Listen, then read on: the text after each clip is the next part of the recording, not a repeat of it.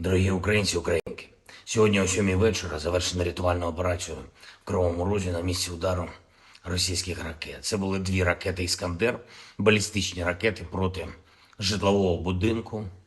В одному під'їзді зруйновані поверхи з 4 по 9, просто проти цивільних людей, звичайних людей, проти дітей.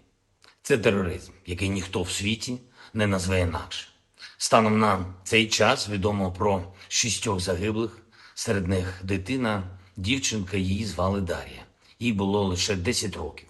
Разом з нею загинула її мама, її звали Наталія.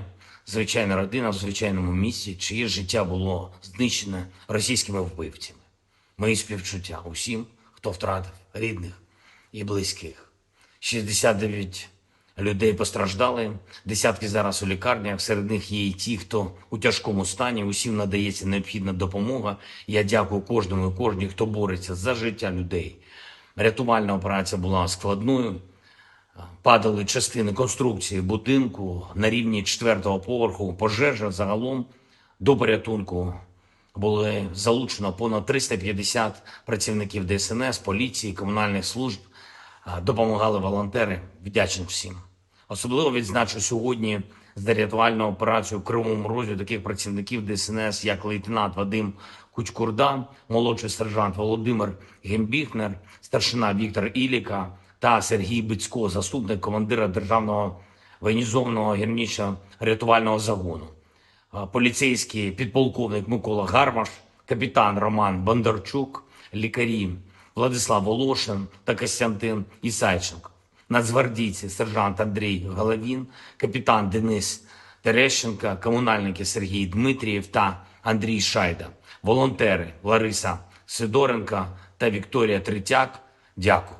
Дуже важливо, коли всі разом захищаємо життя, допомагаємо долати російський терор. За попередніми даними наших військових, ці 2 ракети по Кривому Рогу, вони були випущені з території тимчасово окупованого Криму з району міста Джанкой.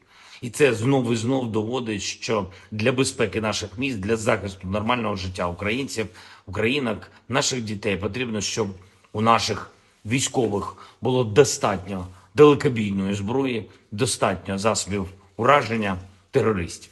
Санкційний тиск світу проти Росії заслуговує на суттєве збільшення.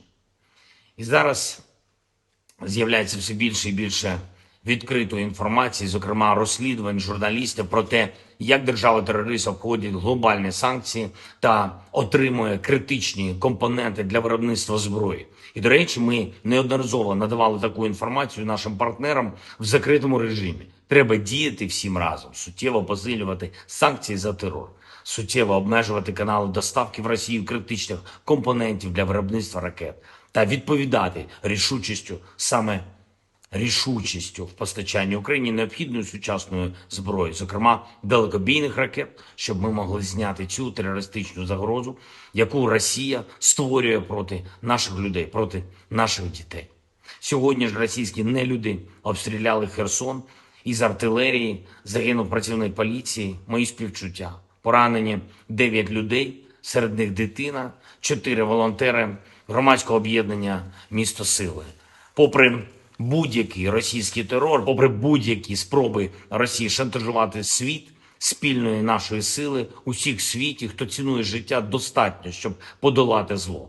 Ми можемо не лише завдати поразки держави-терориста, а й забезпечити перемогу справедливості, коли усі, хто винен в терорі, нестимуть відповідальність. Але для цього потрібно щодня, щотижня, щомісяця збільшувати нашу співпрацю та збільшувати тиск на агресора. Я дякую всім в світі, хто саме так робить. Я дякую всім, хто захищає свободу, людяність разом з Україною. І, звичайно, наші воїни. Бахмут, увесь Донбас, Оріхів, усі наші південні позиції, кордон і кожен і кожна, хто береже спокій регіонів нашої держави, наші захисники, захисниці неба. Дякую вам, наші герої. Працюємо над новою зброєю для вас. Разом наближаємо перемогу. Слава Україні!